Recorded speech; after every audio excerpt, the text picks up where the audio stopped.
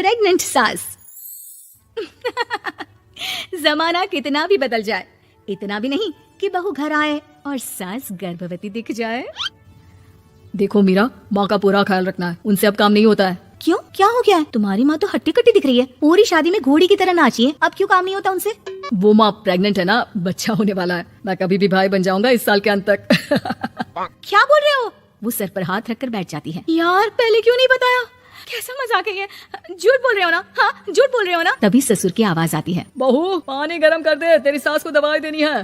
समय पर दवाई ना दी तो परेशानी हो जाएगी। और हाँ, जरा काजू पीस कर दूध में मिलाकर ले आना। तेरी सास खुद से तो अपनी संभाल करेगी नहीं। हे भगवान, ये मैं क्या सुन रही हूँ?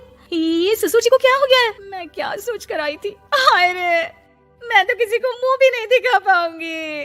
अब ये रोना धोना बाद में करना, पहले गर्म पानी कर दो। माँ को दवाई देनी होगी। और हाँ, रात को माँ के पैरों में तेल लगा देना। बहू को गुस्सा आ जाता है। वो बड़बड़ करती किचन में जाती है जहाँ उसका ससुर खड़ा होता है। एक बड़ी जिम्मेदारी है हम सबके सर ऊपर। इस उम्र में माँ बनना खतरे से खाली नहीं होता। हाँ हाँ पता है, तो क्यों बन गई माँ? अरे खतरे से कम नहीं है तो क्या जरूरत थी लल्ला पैदा करने की? कैसी बात कर रही हो बहू? क्या तुम खुश नहीं कि घर में एक नया मेहमान आएगा, छोटे छोटे पैरों से पूरे घर में घूमेगा? पिताजी ये हाथ जोड़े आपके, आप यहाँ से जाओ। ये शायरी बाद में बताना, अभी मैं पानी गर्म करके थर्मस में दे देती हूँ। सारा दिन पिलाते रहो गर्म पानी। और हाँ, ये बच्ची की बात बार बार मुझसे कोई नहीं करेगा। बहू का पारा अब चढ़ा ही रहता था। वो काम तो सारा करती, लेकिन किलस किलस कर। मीरा सारे काम से फुर्सत पाकर बैठी होती है कि माँ का फोन आ जाता है। बेटा बहुत बड़ी जिम्मेदारी है तेरे सर पर, अच्छे से निभाना। ससुराल में हर किसी को खुश रखना वैसे तो मुश्किल है, लेकिन भगवान ही हिम्मत देता है बहू को हर कुछ सहकर सबको खुश रखने की। क्या बड़बड़ किए जा रही हो माँ? जानती भी हो कि यहाँ क्या चल रहा है? मेरी सास, अरे तेरी सास तो देवी है देवी। कितने खुश हो रहे थे सारे तेरी सूरत देख देख कर। पता नहीं जैसे बहू नहीं कोई मन मांगी मुराद मिल गई हो उन लोगों को। अरे बात तो पूरी सुनो।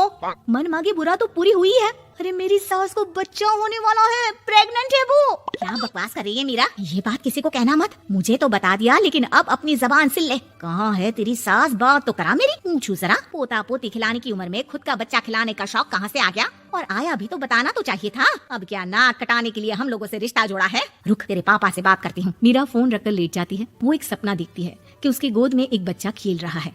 भाभी की गोद में कितना खुश दिख रहा है ना, लग ही नहीं रहा कि भाभी है। मैं तेरे लिए क्या लाया हूँ, सोने की बालियाँ। तेरी शादी में तो मैं बुढ़ा हो जाऊंगा ना। अरे कैसी बात कर रहा है बेटा, इसकी जिम्मेदारी तो तू ही लेगा।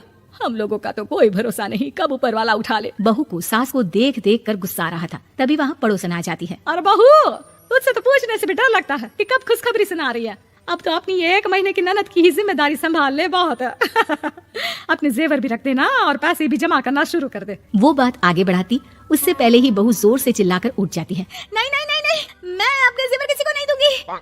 अरे कौन ले रहा है तुम्हारे जेवर? तुम औरतें भी ना सपने में भी जेवर ही संभालती रहती हो। मैंने जो सपना देखा है ना, सुनोगे तो होश उड़ जाएंगे। अच्छा, तुम अपना सपना बाद में बताना, पहले मेरा सुनो। कल मैंने इतना अच्छा सपना देखा, इतना अच्छा सपना देखा कि अगर वो पूरा हो जाता है ना तो मैं तुम्हारे लिए रानी हार बनवा दूंगा। बहू अब सारे गम भूलकर पति का सपना सुनने में लग जाती है। अरे क्या सपना था बताइए ना, बोलिए भी तो क्या सपना है, मैं पूरा कर दूंगी अगर बात रानी हार की है तो। बोलिए बोलिए। मैंने रात को सपना देखा कि माँ को बेटी हुई है और मुझे बहन। सच्ची, इस घर में बेटी हो जाए तो मैं तो झूम ही उठूं। मीरा का मुंह बन जाता है। वो चुप हो जाती है और सपने की बात याद करती है कि बेटी हुई तो उसे ही अपने गहने उसे देने होंगे। फिर तो रानी हार की जरूरत पड़ेगी ही। भाई लड़की बड़ी होगी, उसकी शादी होगी तो जेवर तो चढ़ाने ही होंगे ना, कहाँ से आएंगे वो? इतनी समझदार हो तुम मीरा।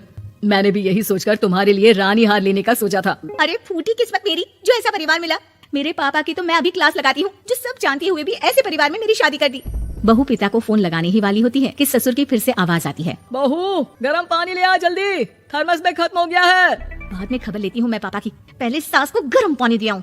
बहू अभी किचन में काम कर ही रही थी कि मीरा के मम्मी पापा आ जाते हैं। वो हाथ में ढेर सारे फल लेकर आते हैं। मीरा के पिता मीरा के ससुर से कहते हैं, लीजिए भाई साहब, ये फल रखिए, बहन जी को खिला दीजिएगा। वैसे कैसी है उनकी तबीयत? बस पता तो है आपको, ऐसे वक्त में जो होता है बस वही सब। मुझे तो सुनकर बहुत गुस्सा आया था, लेकिन चलिए भाग्य में जो है लिखा उसे कौन टाल सकता है। डॉक्टर को दिखाए? हाँ, बस डॉक्टर आने ही वाला है। अच्छा हुआ आप लोग भी आ गए। उतने में एक सुंदर सी लेडी डॉक्टर आती है। पेशेंट कौन है आप? अरे नहीं जी, मैं तो बहू हूँ इस घर की। मैं तो अभी सोच भी नहीं सकती पोता या पोती के बारे में। अभी तो मेरी सास ही।